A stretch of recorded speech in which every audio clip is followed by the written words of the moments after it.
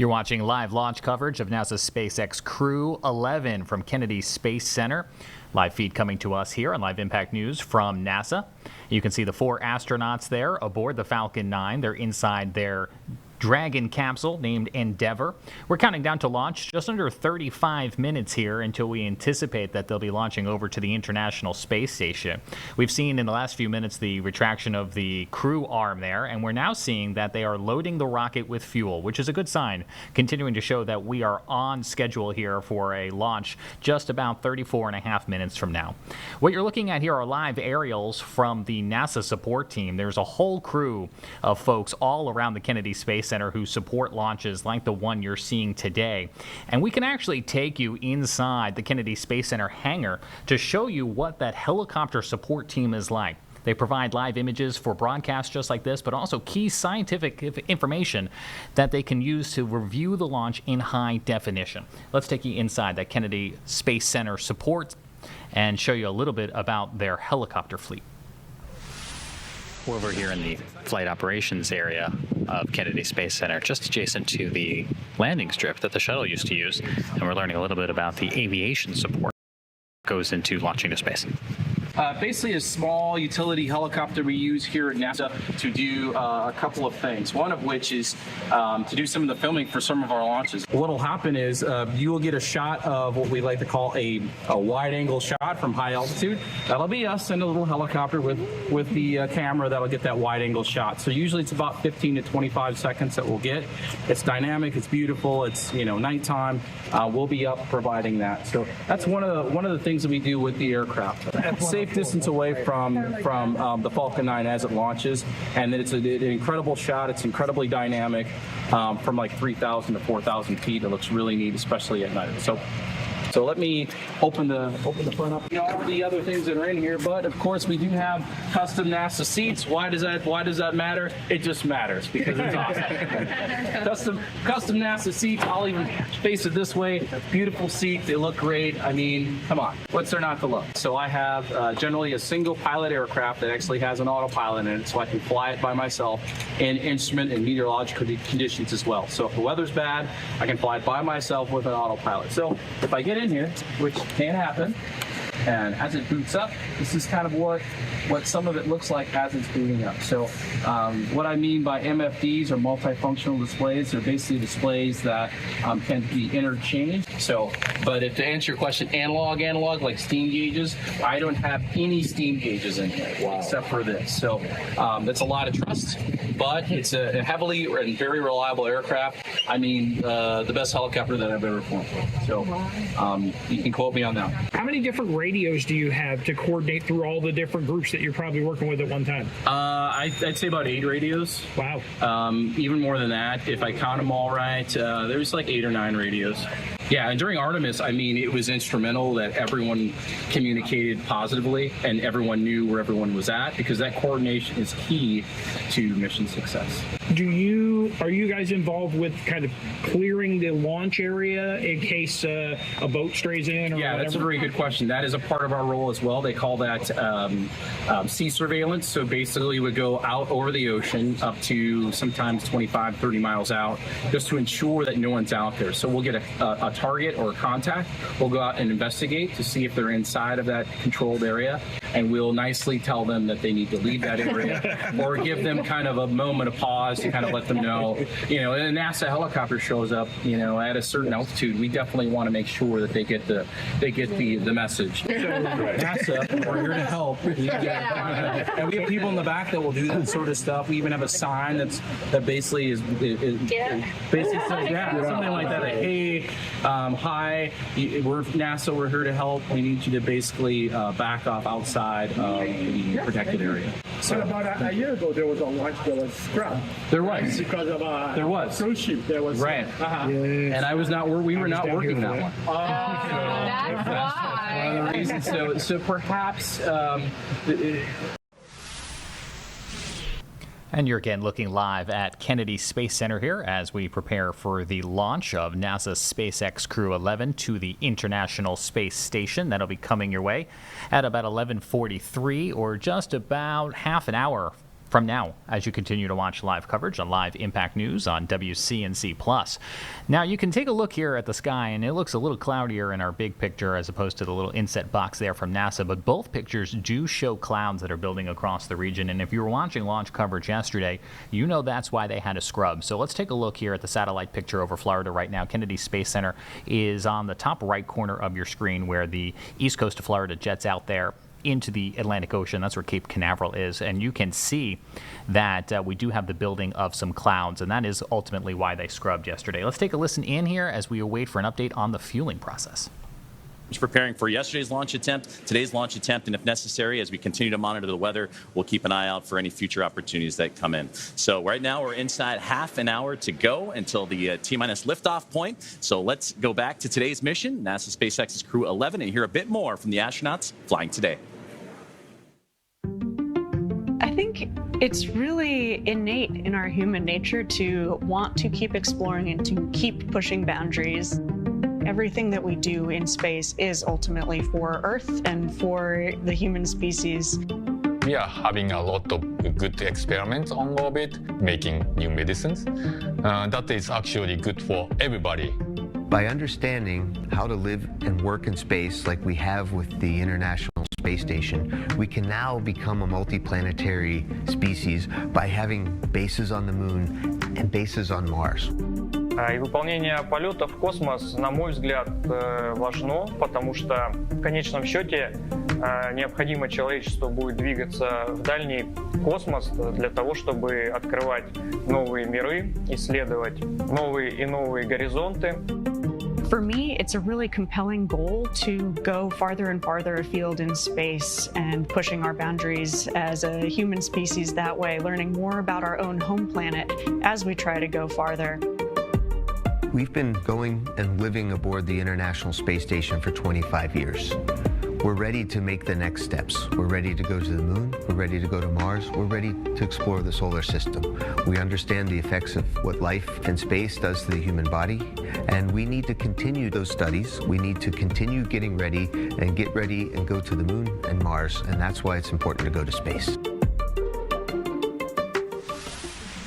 From growing Again, you're looking vitamins live in at Kennedy space to Space testing Center. new We're ways just to about fight 28 disease, minutes Crew-11 until is launch. about to take on Again, the crew some is going to be incredible headed up for at research least a aboard the 6-month International rotation Space on the Station. International First up, Space Station, which is in its 25th 3. The year study of is looking at consistent how to human make occupation, essential vitamins a joint and effort nutrients in by space multiple so astronauts can agencies stay around the healthy on world. long Today's crew is made up of They'll 2 be astronauts testing from the United samples States, like one from yogurt, Japan and kefir, one from and a Russia. yeast-based We're drink counting to down see to how an well they 11:38 work p.m. in Eastern microgravity. time launch. Next up The is stem crew cell will be XIP1, launching either which at that uses time or space not to at that grow time at stem all. There's no cells. flexibility These in cells this can turn launch into schedule any here type as of they will cell be in the body rendezvousing and and could meeting one up at the day help International treat Space diseases Station. like Today marks cancer. the second launch Growing them in attempt microgravity following a may scrub produce yesterday, more which came at cells T-minus and better 1 ones minute. than we can And make we on scrubbed Earth. yesterday due to a then cloud, a there's cumulus genes cloud in that had Space moved 12. over the launch complex. And as we look back out at It's live testing radar, you can see that phage once therapy, again, which uses we are dealing with viruses that clouds target building and here kill along the bacteria. Florida East It Coast could there, be a along powerful the Atlantic alternative Ocean. The to sea breeze kicked antibiotics, off some especially clouds in yesterday. space, They had where a infections can picture-perfect become launch day harder yesterday. to It treat. really looked like everything was A lot going to of be good to research go as into that well final minute happens when a on the cloud got human into body. the zone too And close to the you launch had pad. some research And that you we have did a when you were 40% there. chance that we could see that happen again today. So as they continue to fuel the rocket, we'll continue to monitor satellite and radar and updates from NASA and from SpaceX to learn what could be going on. But right now, everything is just green light forward, continuing with the launch countdown until we hear otherwise. It's pretty much just the weather that is a concern today. If we learn of any other problems, we'll let you know. But everything else seems to be going status quo. So why do we go to the International Space Station? Well, NASA, Thank you, Nick, who for all your is now insight. saying in my ear that they are beginning the fueling of Stage 2, the second part of the rocket thanks, here. Daryl. So again, we are Joining us continuing here, on we have schedule. Dr. Stephen NASA Platts, says the Dr. International Lori Space Glaze Station again. is Thank you important to guys their so mission to one both day so get much for astronauts joining us back once to again the moon. on this You heard a little beautiful bit about day. Artemis You here know, in our Steve, program Lori, so far, let's discuss and the human eventually on research to that's going to be Mars. flying aboard International this Space mission. Station Can you acts tell as us a what the laboratory crew will to be not only conducting? learn about biology the Human Research Program in is space, sponsoring how 10 humans research and their bodies experiments react over for long-term this stays in particular space, launch. but also how we're going really to excited pull off about some it. of We these have missions. By the time we get to the moon and cardiovascular Mars, studies. We astronauts are going to need to not studies only bring their looking own at the food, brain but to and be the able to eyeball, grow their own food. So there at muscle, Kennedy skeleton, Space pretty Center, much there are everything you can astronauts think on of. the And ground what we're most who excited are about trying is to we're really learn able the to best focus on some ways of to the grow biggest risks food we in have to the space. human And it's for experiments that then spaceflight, and we're continue up focusing on the how we International can Space better Station as they understand everything really we need work to get to the moon and Mars. hone You know, speaking and about the prime moon and that Mars, skill. Lori, can Let's you take tell us a back little bit down more about previous how recorded this segment human at research Kennedy help Space us Center, on talking those a little future bit about missions? the You gardening bet. efforts that happen You know, when both we there at the start Space Center on the thinking ground about and our up in space future at the at the International moon and Space Mars, Station. sometimes You're it watching seems Live like Impact science News. fiction. You know, the idea of we're in a having lab a now permanent where they are base on the doing moon that we can experiments visit to or simulate sending humans to growing Mars. But plants in space, because the longer the missions go and the further from Earth they go, the more dependent astronauts will be on growing their own food. This can't be a crew-intensive activity. The crew is we're not devising our crew complements by sending up people who are botanists and farmers like the Martian did. You may see that Mars looks like it's at the end of the roadmap, but in actuality, because of the needs of the food system, it's really the first area we're working towards. Prepackaged food, currently, what we fly in the ISS begins to degrade in certain key nutrients after like 18 months. For Artemis, I can send the prepackaged food up there and we're good to go, no issues. But for a mission to Mars, that's potentially 2 to 3 years, make it longer in duration, now I have to supplement that diet because certain key nutrients are starting to degrade. So right now we're moving forward with some really cool plans. We're doing cucumbers and melons. So I think what's interesting is we'll be able to utilize the work that we do here to expand the amount of foods that are available to the astronauts to eat in the future, so that we can alleviate menu fatigue, because we don't want them to get tired of what they're eating. Or engineer plants that have less inedible material, more fruit associated with them, so we're actually using more of the plants than what you would traditionally grow today. One of the plant growth systems we have on ISS is called the Advanced Plant Habitat, or the APH, and the experiments that go on there are called the pH experiments. PHO4 I didn't mention last time, but we grew peppers in the Advanced Plant Habitat, and then this one is going to be PHO7. Okay, 7, very important. And what we're using is technology, science carriers, sensors to help us identify what's going on inside the boxes. And then we develop hardware here in our makerspace, like 3D printing, fabrication, rapid prototyping, to make everything work. One of the features of this experiment is something that we haven't done yet, is collecting a sample from the root zone in microgravity. We use this growth media. It's called arsenalite. It's the red clay that you see on baseball fields. And if you open the box in space, it'll float everywhere. So how do you get a root sample back to here? Well, one of our students came up with a pouring device that's 3D printed. We're using a thread on the actual lid. This screws in, and then a sample or a core comes out that holds the sample in it. Once the astronaut pulls it out, they put it into the -80 below freezer, and then we bring it back to Earth and do analysis with it. So it's really cool. I don't know much about the analysis, but I do know about the prototyping and the drawings and the 3D printing. So it's like where all microbiology and engineers and biology come together. This is it completely. So that's a little bit of what we learned about the process when we visited Kennedy Space Center for a previous crew launch. That was Crew 6. Today we're looking live at Crew-11, the launch here coming up at about 11:43 Eastern Time, which is just about over 21 minutes from now. 21 minutes and 50 seconds is when the crew of 4 here hopes to begin their journey up to the International Space Station. It's going to be the start of a 6-month stay for them up there at the International Space Station. This is a part of the ongoing crew rotations that happen up there at the ISS, which has been seeing continuous occupation from humans for the last 25 years. It's in the year 2030 where the International Space Station will turn about 30 years old and is anticipated to come up on the end of its use, and NASA and other agencies are working to determine exactly what comes next. Could be the launch of some private space stations. But this for us today is looking to be like the launch of NASA's SpaceX Crew-11, the crews typically stay a minimum of 6 months at the International Space Station.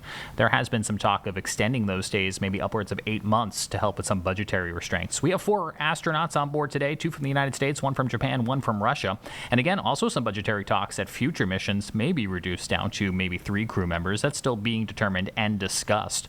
As we continue to look here at the countdown, we're counting down to 11:38 p.m. Eastern time, and that is the one and only moment that they'll be able to get this rocket off the ground today. It started countdown procedures started about 4 hours ago on what is the second launch attempt here, and if they're unable to launch today for any particular reason, the next launch attempt will come tomorrow.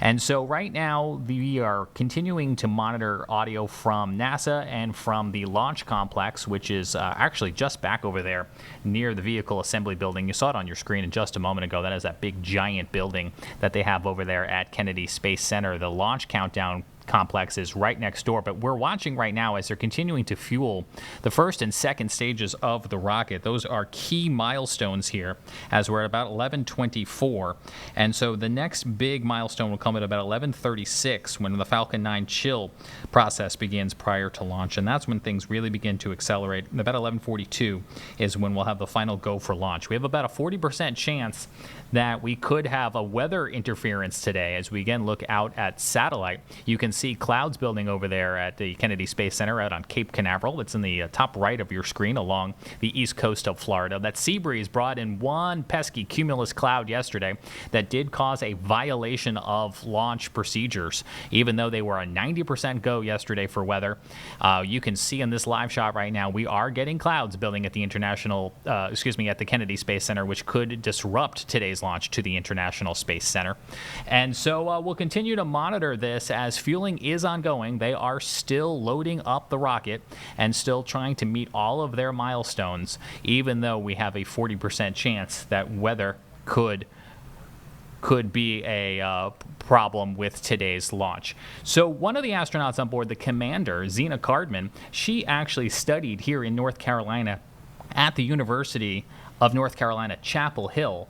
Let's learn a little bit more about her as we continue to monitor the launch countdown right here on Live Impact News. Take a listen. I think in a lot of ways, science and exploration is just innate to us as human beings. That's why toddlers ask so many why questions. It's just part of who we are. In many ways, I think trying to explore space generates solutions to problems that we didn't even know we had. My name is Zena Cardman, and I am the commander of NASA's SpaceX Crew-11 mission to the International Space Station. I was born in Champaign-Urbana, Illinois, but grew up in Williamsburg, Virginia. I grew up almost like an only child. I have 2 older brothers, but the younger of the 2 actually went off to college when I was 5 years old. And so I learned to play in my backyard a lot, play with friends, use my imagination, and explore the natural world around me. I studied biology as an undergraduate student. This is largely because I had a really excellent high school biology teacher who inspired me to pursue research on my own, even as a high school student. But while I was at college, I also got to know microbiology. I got to know geosciences and chemistry. I wound up doing a lot of research in an oceanography marine sciences department and studying in remote locations like Antarctica. I also, while I was an undergraduate, became a creative writing minor, and I've always really valued that chance to study the creative side of my brain and explore our natural world through that side as well. I love being an astronaut right now because there are many pathways to get to the International Space Station. We spend long duration periods, so many months long, living and working on board that space station, and it's really focused on research. A lot of that research is on our home planet, and a lot of that research is on us as human subjects. I'm very excited to be actually a test subject for a lot of the medical research that we're doing on board the ISS. I've signed up for a very large, all-encompassing medical study called CYPHER, and this, I think, is going to be critical as we start thinking about going for longer durations and farther places like the Moon and Mars. My role as commander is to bring out the best in my crewmates from the moment we start training till the moment we get back to Earth and then some. And so I'm always thinking about that larger mission overview and how my crewmates are doing and what we can do for each other. Spaceflight, by definition, requires collaboration and requires more than one person, and the chance to be part of something much larger than myself has been humbling and inspiring and deeply fulfilling. Even since I was a child, looking up at the stars, looking up at the cosmos is inspiring. It helps me answer questions like, what are we doing here? Who are we? Where are we? I don't think we grow if we don't challenge ourselves. I think that's true for myself, it's true for teams, and it's true for us as a society and as a species. We have to take some risks, we have to challenge ourselves in order to push ourselves, and I can't wait to see what we discover during my career and for generations to come.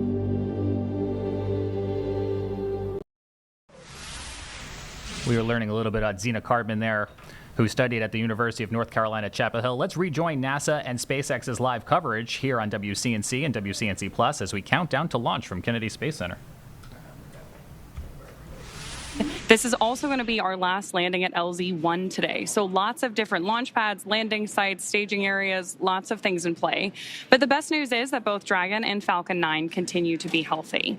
You heard us wrap up Stage 2 RP-1 loading just after T-minus 20 minutes. And Stage 2 liquid oxygen will begin here at about, or has begun already, excuse me. We've also heard that call out that the launch escape system is armed.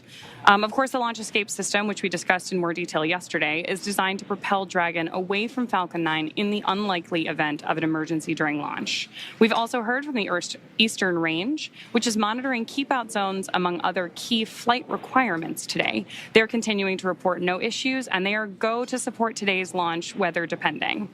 So again, as you just heard, weather is a watch item. We're now tracking a 60% chance of violation at our target liftoff time, with isolated showers in the staging area and some clouds building right over the launch pad. You are actually seeing them continue to grow on your screen right now. For now, though, we are go for the 6th mission of Dragon Endeavour, and I want to hand it back over to Sandra for a status update from Houston. Sandra? Thanks, Ronnie. Back here in the International Space Station Flight Control Room at NASA's Johnson Space Center in Houston, teams are continuing to work around the clock to monitor activities aboard the Orbital outpost. Leading the team inside the room today is NASA Flight Director Anthony Varia. The team in Mission Control Houston, the team in Hawthorne, and the astronauts aboard the space station will track the autonomous docking of Dragon Endeavour when they enter joint operations. This will happen when the spacecraft enters the approach ellipsoid, which is the invisible boundary, stretching 4 by 2 by 2 kilometers that helps us monitor all arriving and departing spacecraft. It's essentially the neighborhood of the International Space Station. Once docked, crew members in both Dragon and aboard the International Space Station will perform a series of leak checks, then work to open the spacecraft's hatch for Crew-11 to float into the space station and begin their stay. We anticipate that the hatch will be opened about an hour and a half after docking occurs, and when they enter the orbital outpost, Crew-11 will be greeted by the rest of their Expedition 73 crew and will come together for some opening remarks. For now, that's going to be all for us today here in Mission Control as the anticipation builds for launch in less than 13 minutes now. So how's it looking on the Space Coast, Daryl?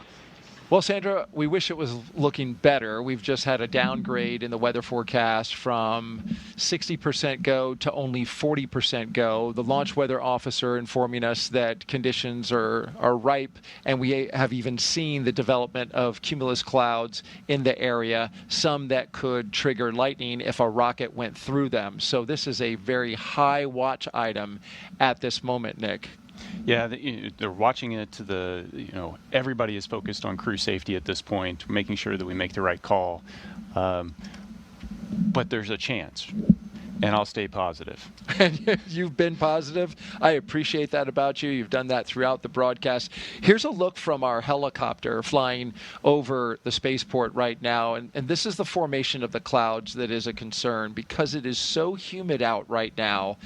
And we've got a sea breeze that is flowing over the warm land. It is just creating this convection around the spaceport. In fact, we are also expecting to go into a Phase 1 lightning alert, which I hate to say it, but just before we scrubbed yesterday, Dick, that Phase 1 lightning alert went into effect. So things are starting to stack up against us weather-wise. But nonetheless, it's at this point, because this is a fully automated fueling sequence, it behooves us to just continue to march to see if anything might just clear at the end. Yeah, so there's been nothing that happened up to this point to stop the countdown. So proceed to T-0, and if the timing works out and the weather hasn't built to a significant enough level and it's safe to go, then let's go. Absolutely, and it is an instantaneous window. So we are launching at 11:43 and 42 seconds. So it is literally the weather at that second that matters.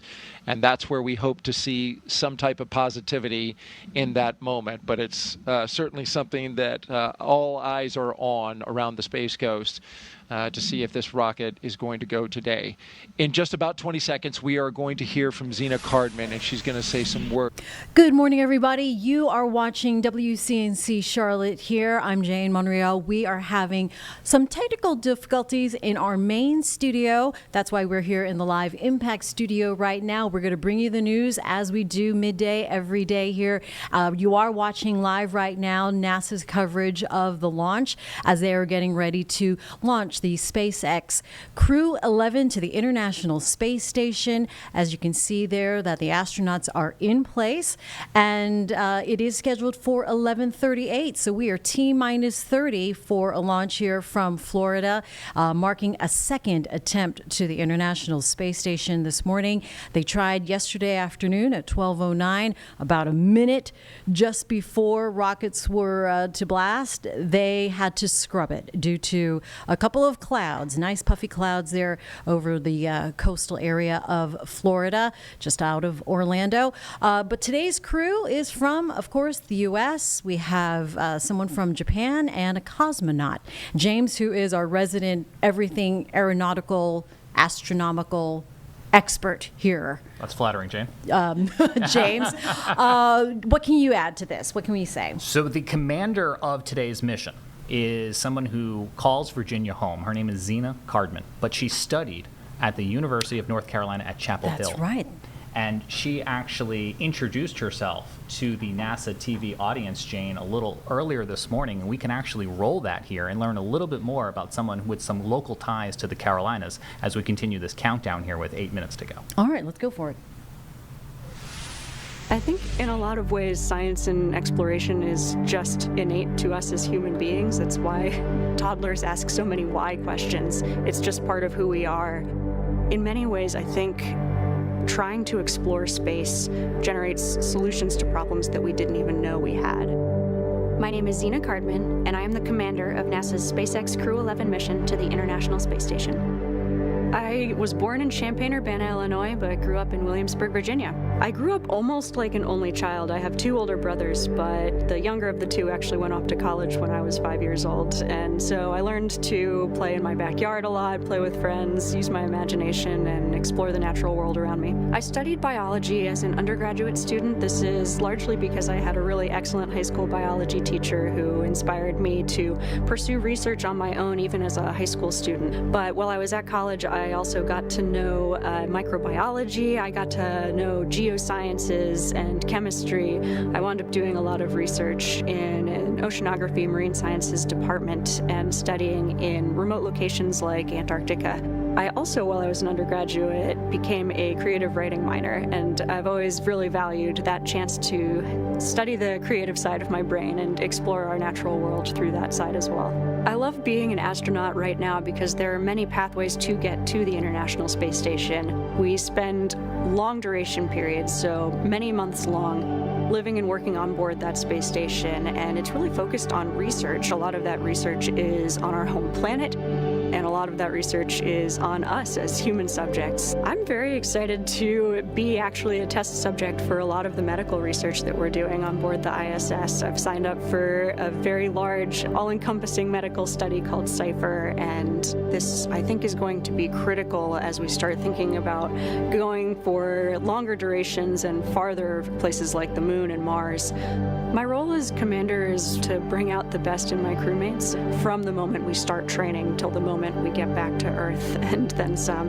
And so I'm always thinking about that larger mission overview and how my crewmates are doing and what we can do for each other. Spaceflight, by definition, requires collaboration and requires more than one person, and the chance to be part of something much larger than myself has been humbling and inspiring and deeply fulfilling.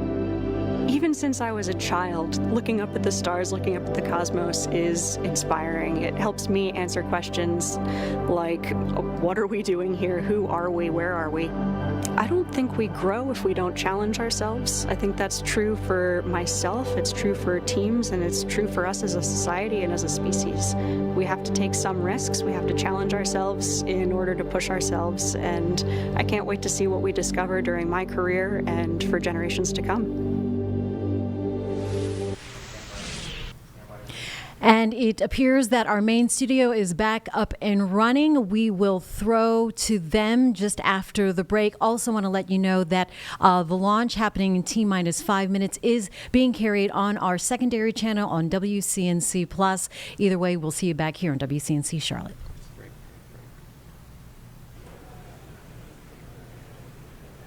So next up in the countdown, the transporter erector, or TE, will begin to retract from Falcon 9. That is the large truss structure you see there standing next to the rocket.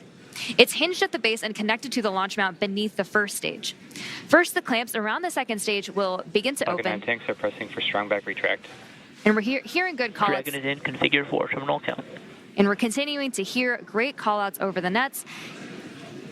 Then the TE will begin to pivot back, slowly swinging away from the rocket, and it will reach full recline in just about a minute. Strong back retract has started. And we are just beginning that strong back retraction process. It's called the strong back. It's also called the TE, or transporter erector. Same structure, different name. The TE does a lot more than just lean. It rolls Falcon 9 out to the pad, raises it vertical, and stays connected through the final seconds.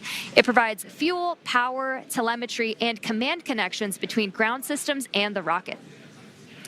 Those clamps at the top help stabilize the second stage during fueling, and they also help prevent movement in high winds.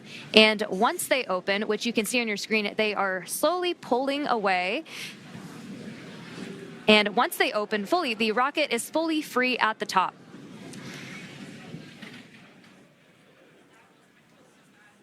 Propellant continues to be loaded late here in the countdown as we're approaching 3 minutes and 30 seconds. We're continuing to keep an eye on the weather, and that's going to be the biggest thing as everything continues to march towards that liftoff timeline. But you can see there the strong back starting to move ever so slowly away from the rocket. The clamp arms are open, and you also see those white clouds starting to billow off the rocket itself. Those are perfectly normal as it's the coolness of the propellant on board is mixing with that warm Florida air, and that's what causes that boil off, and that you heard Nick talk about it earlier when you have that steam come off the rocket, so it looks like a lot of clouds billowing off it as well. But approaching the T-minus 3 minute mark, and that's when Stage 1 lock load complete.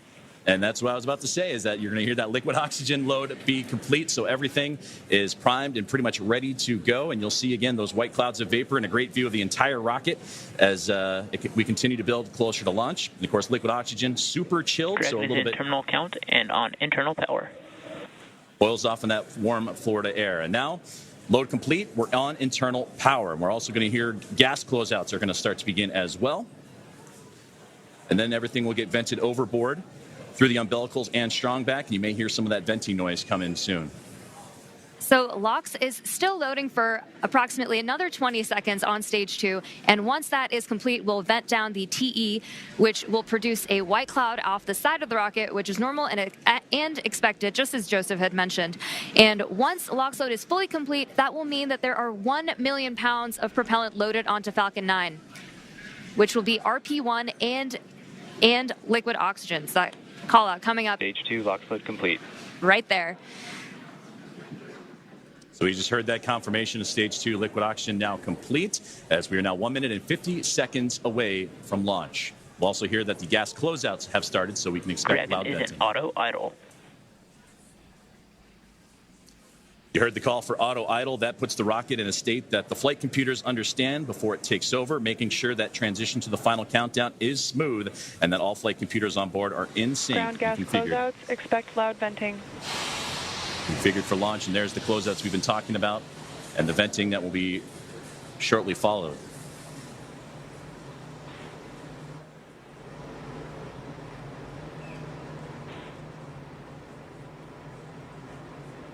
One minute and 10 seconds to liftoff of NASA SpaceX Crew-11.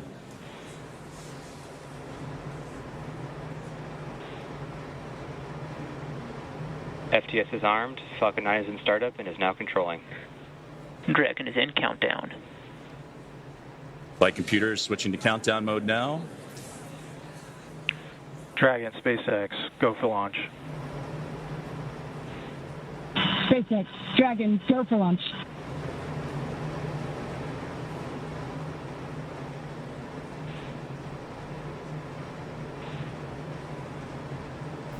T-minus 30 seconds. You're watching live launch coverage from Live Impact News on WCNC+.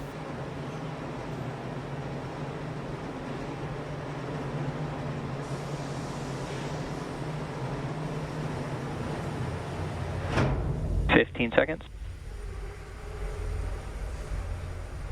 T-minus 10, 9, 8, 7, 6, 5, 4, 3, 2, 1. Ignition.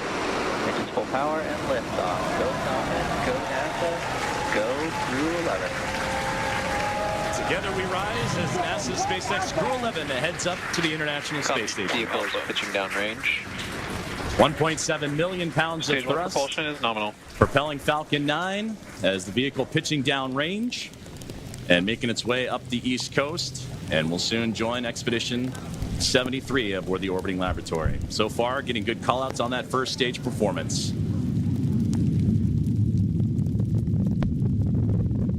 We are now T plus 35 seconds into the Crew-11 mission on board Dragon and Falcon 9. The Falcon 9 engines Stage 1 throttle down. Are throttling down to help Power and telemetry are nominal. To help pass through the period of max Q, or maximum aerodynamic pressure on the vehicle during ascent. Max Q. We just had max Q right there. Falcon 9 is supersonic. Noah.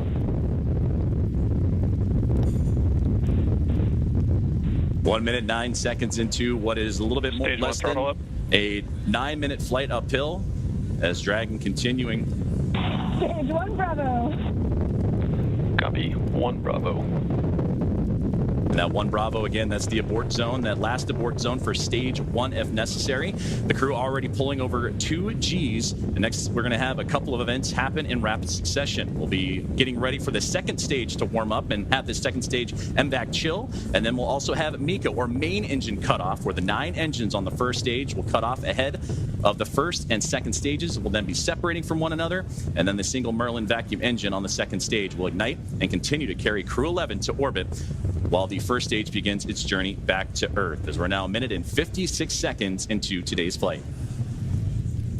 The 9 Merlin engines are starting to throttle down and are standing by for MECA, or main engine cutoff. MVAC chill has started. And we just heard that call out for MVAC chill. And coming up in under 20 seconds, we have 5 events happening back to back. MECA, Stage 1 throttle down. stage separation, stage 1 flip, SES1, and the start of boost back burn.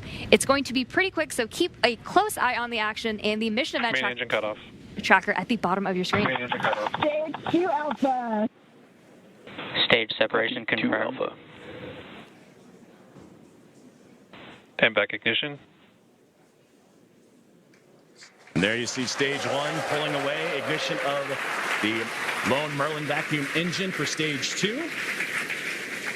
And again, those happening in quick succession as we continue to get great views of that Florida coastline and the eastern seaboard there, as Crew-11 continuing its path to orbit, now approaching 3 minutes into today's flight. Still a little ways to go, about 6 minutes left, as they continue to climb their way up and eventually track down the International Space Station.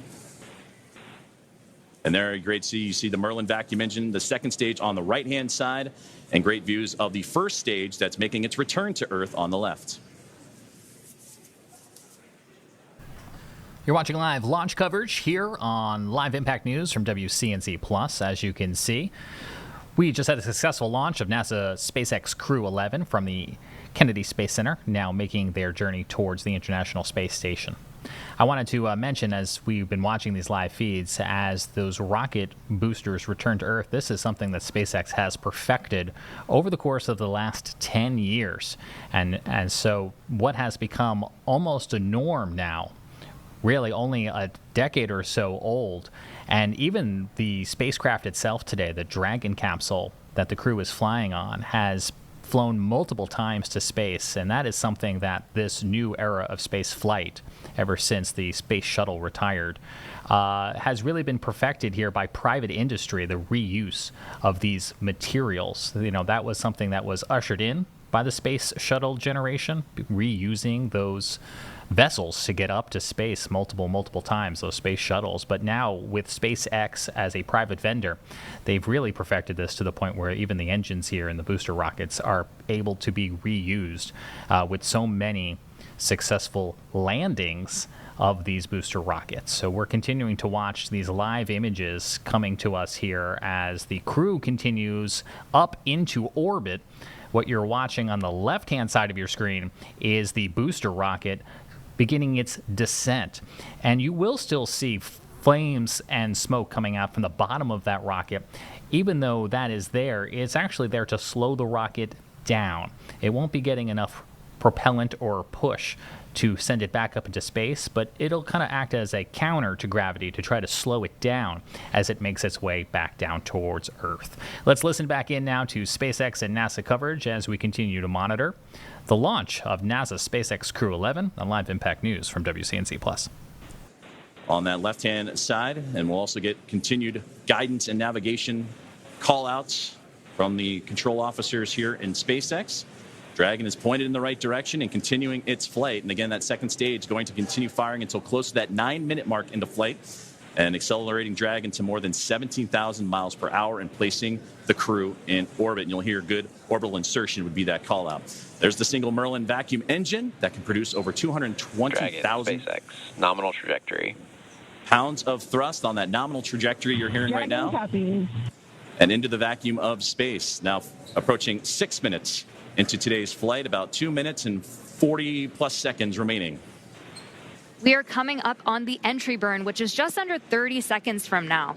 And so you'll see the first stage's center Merlin engine reignite as it comes back down to Earth. And after that, we will be approaching entry burn startup. And there's the beginning of entry burn right there. Again, this is the second of 3 burns to return the booster to landing zone 1. Burn shutdown. We just made it through entry burn. And you're getting some great views, too, on that Stage 1's return to the Florida coastline. Again, landing at landing zone 1. While on the right-hand side, the second stage. And that Merlin vacuum engine continuing to propel Crew-11. Dragon, SpaceX, nominal trajectory. Into orbit. And Dragon copies. And again, great. And now with about 2 minutes left of powered flight remaining, still receiving those great calls from the crew on the ground, and we're getting those relays from Crew-11 Commander Zena Cardman. Stage 1 transonic. We are now very quickly approaching the start of our landing burn, where 3 engines 1, 5, and 9, will relight to help slow the vehicle down just before it touches down on landing zone 1. We should hopefully have some great tracking shots of that. Stage 1 landing burn.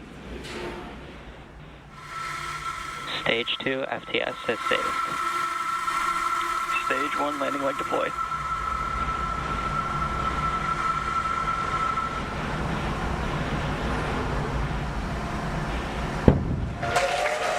Fantastic return there of the Stage 1 booster. Just completing our final planned landing at LV1. Another successful landing of the first stage booster as we continue to follow along with a little less now than 1 minute of powered flight of the second stage. And you'll hear the call out SECO, or second engine cutoff, is a great view there, glowing orange with the Earth eclipsing right around that Merlin vacuum engine, and everything continuing to perform nominally for NASA SpaceX Crew-11. Terminal guidance.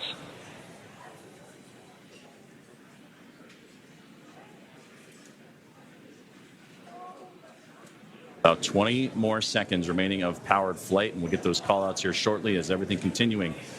Shannon. Copy, Shannon.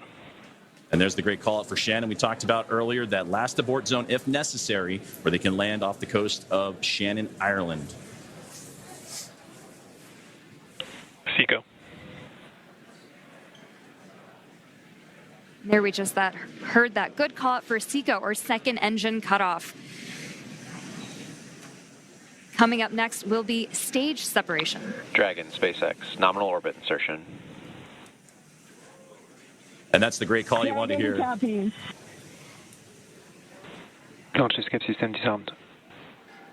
A good look inside the trunk there as you're looking for that separation, but you wanted to hear that nominal orbital insertion as Crew-11 now has reached microgravity. So now we'll continue to coast for a little bit after SECO to allow rates and motion from the burn to settle out. Right now we have a great view on our screen of the Dragon heat shield, actually, which is made up of similar materials. And there we have that Dragon and stage 2 separation as we see Dragon coast into its orbit. And a wonderful view there is Dragon Endeavour with Crew-11 on board.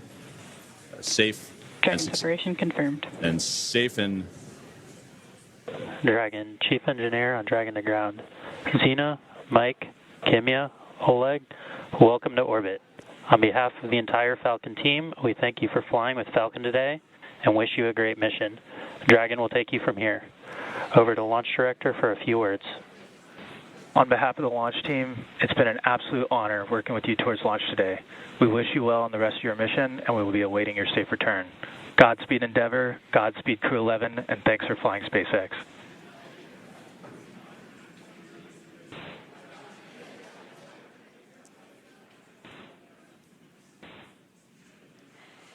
SpaceX Dragon, I have no emotion but joy right now. That was absolutely transcendent. Ride of a lifetime. Thank you. This has been an incredible honor.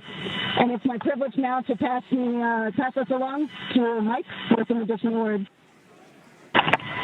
Boy, it's great to be back in orbit again. Thank you to SpaceX and NASA to get us here.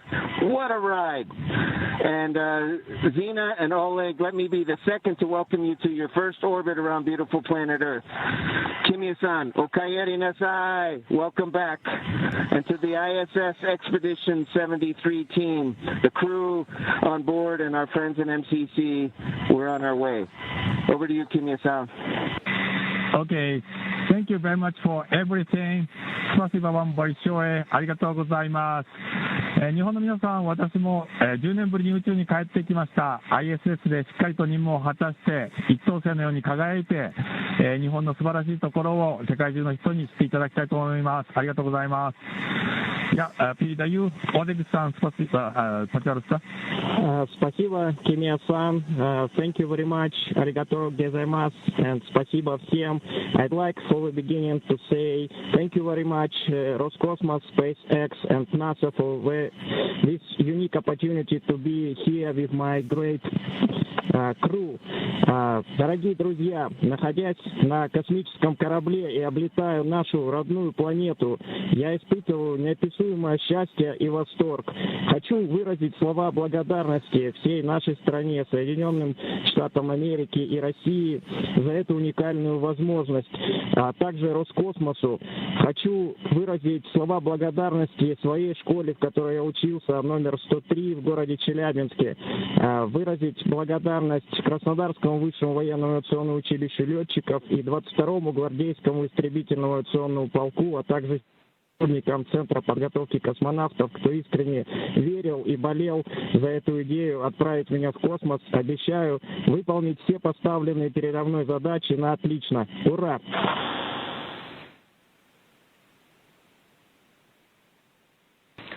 Crew-11, we copy all of your words. We are very excited for you to have reached orbit, and we will now proceed with getting you to the International Space Station. You have approximately 3 minutes left in this ground station pass if you'd like to introduce your zero-G indicator.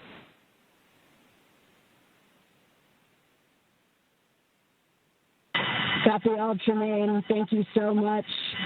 We'll get out our 5th crew member here in just a moment. This year's indicator honors a shared memory with our lead trainer, Paul Weiss. For all the mentors and team members who got us here through sacrifice of time and dedication, I hope we made you proud today. Thank you so much.